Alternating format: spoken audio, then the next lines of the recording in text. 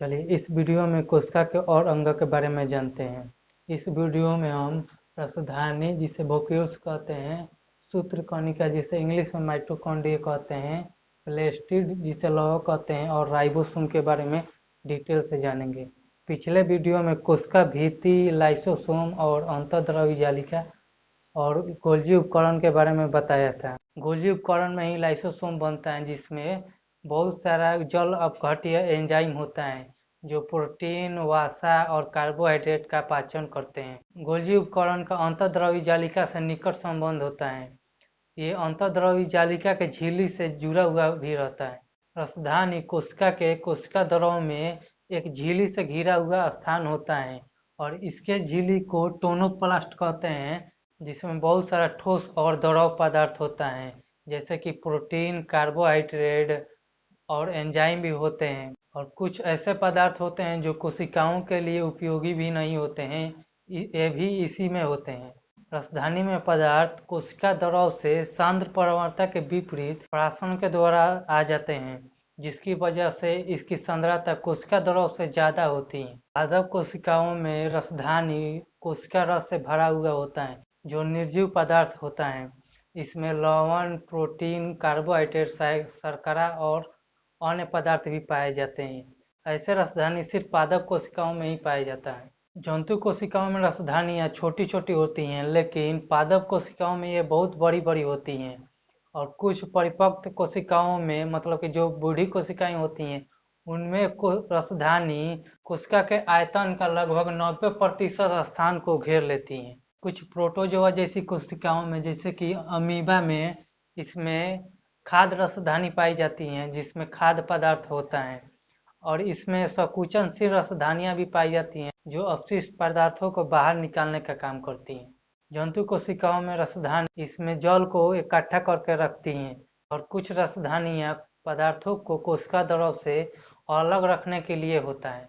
पादप कोशिकाओं में रसधानी कोशिका को स्फीति, टर्जिडिटी बनाए रखती हैं और कठोरता भी प्रदान करती हैं।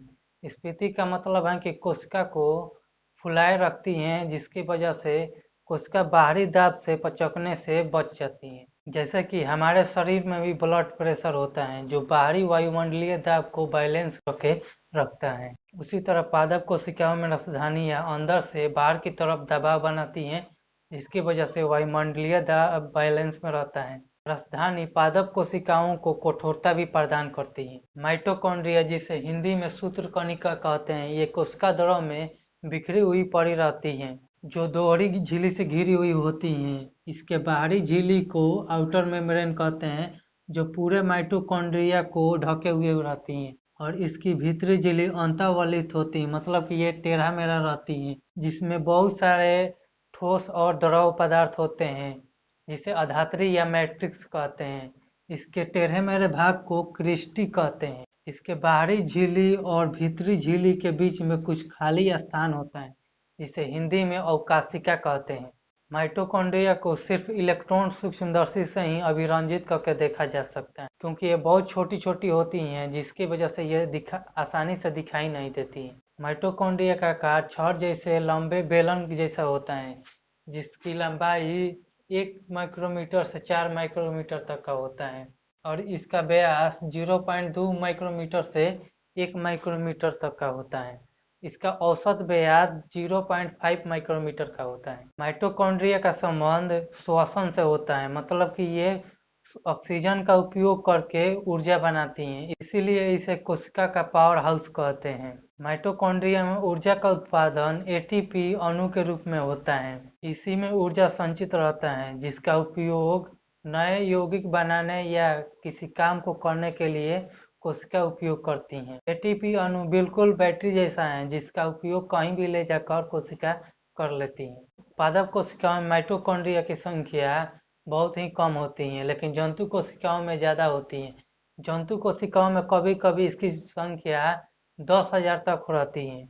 जो कोशिकाएं ज्यादा सक्रिय होती है, मतलब कि जो ज्यादा काम करती हैं, उनमें माइटोकॉन्ड्रिया ज्यादा संख्या में होते हैं। जैसे कि स्पर्म जो होता है, उसे बहुत जल्दी तैर कर भागना होता है, इसीलिए उसमें माइटोकॉन्ड्रिया की संख्या ज्यादा होती है। माइटोकॉन्ड्रिया में खुद का डीएनए और राइबोसोम होता है, इसका राइबोसोम 17S का होता है। एस का मतलब होता है श्वेडबर्ग इकाई, इसे अवसादन गुणांक कहते हैं। ये राइबोसोम के आकार और घनत्व को भी दर्शाता है। राइबोसोम और डीएनए होने की वजह से ये खुद के लिए कुछ प्रोटीन का निर्माण करने में सक्षम होते हैं। प्लेस्टिड यानी कि लवक सभी पादप कोशिकाओं में और कुछ प्रोटोजुआ जैसे कि यूग्लिना वर्ग के जीवों में पाया जाता है। ये कोशिका द्रव में बिखरा हुआ रहता है। इसमें विभिन्न प्रकार के वर्णक पाए जाते हैं, जिसके कारण पेड़ पौधे अलग अलग रंग के दिखाई पड़ते हैं। इसमें पाए जाने वाले वर्णकों के आधार पर इसे 3 वर्गों में बांटा गया है। पहला हरित लवक, जिसे क्लोरोप्लास्ट कहते हैं, जिसमें क्लोरोफिल पाया जाता है, जिसे हिंदी में पर्णहरित कहते हैं। और दूसरा वर्णी लवक है, जिसे क्रोमोप्लास्ट कहते हैं। और तीसरा अवर्णी लवक, जिसे ल्यूकोप्लास्ट कहते हैं। प्लेस्टिड 12 होने के कारण सूक्ष्मदर्शी से आसानी से दिखाई देते हैं। क्लोरोप्लास्ट पादप कोशिकाओं के लिए बहुत ही महत्वपूर्ण होता है, क्योंकि इससे ही पादप कोशिकाएं प्रकाश संश्लेषण कर पाती हैं और अपने भोजन को बनाती हैं। क्लोरोप्लास्ट में क्लोरोफिल और कैरोटीनाइड्स वर्णक मिलते हैं, जो प्रकाश संश्लेषण के लिए आवश्यक प्रकाशीय ऊर्जा को सोख लेते हैं। और वर्णी लवक यानी क्रोमोप्लास्ट में वसा विलय कैरोटीनाइड वर्णक मिलते हैं, जैसे कि कैरोटीन, जेंथेफिनॉल और अन्य वर्णक मिलते हैं, जिसके कारण पौधे नारंगी, पीले और लाल दिखाई पड़ते हैं। ल्यूकोप्लास्ट यानी अवर्णी लवक ये रंगहीन और श्वेत होते हैं, जिसमें खाद्य पदार्थ संचित रहता है, जैसे कि मंड लवक में स्टार्च यानी कार्बोहाइड्रेट संचित रहता है, जैसे कि आलू, इसमें स्टार्च संचित रहता है। और तेल लवक में तेल या वसा रहता है, जिसे चर्बी भी कहते हैं। और प्रोटीन लवक में प्रोटीन होता है। हरे पेड़ पौधों में अधिकतर हरित लवक पाया जाता है, जो अधिकतर पत्तियों में या फिर हरे डालियों में होता है। ये अलग अलग आकृति का होता है, जैसे कि ये लेंस की तरह अंडाकार, गोलाकार और फीते के जैसे लंबे भी होता है। इसकी लंबाई लगभग 5 माइक्रोमीटर से 10 माइक्रोमीटर की हो सकती है, और इसकी चौड़ाई 2 माइक्रोमीटर से 4 माइक्रोमीटर तक की हो सकती है। और इसकी संख्या 1 से लेकर 20 या 40 तक हो सकती है। क्लेमाइडोमोनास में सिर्फ एक ही क्लोरोप्लास्ट पाया जाता है, जबकि पादप कोशिकाओं में ज्यादा संख्या में होता है। क्लोरोप्लास्ट माइटोकॉन्ड्रिया की तरह दोहरी झिल्ली से घिरा हुआ होता है, और इसके अंदर वाले गुहा को पीठिका या स्ट्रोमा कहते हैं। इसके पीठिका यानी कि स्ट्रोमा में बहुत सारा एंजाइम होता है, जो कार्बोहाइड्रेट और प्रोटीन के संश्लेषण के लिए आवश्यक होता है। जिसमें बहुत सारी पतली पतली वृत्ताकार झिल्ली से घिरी हुई थैली रहती हैं, जिसे थाइलेकोइड कहते हैं।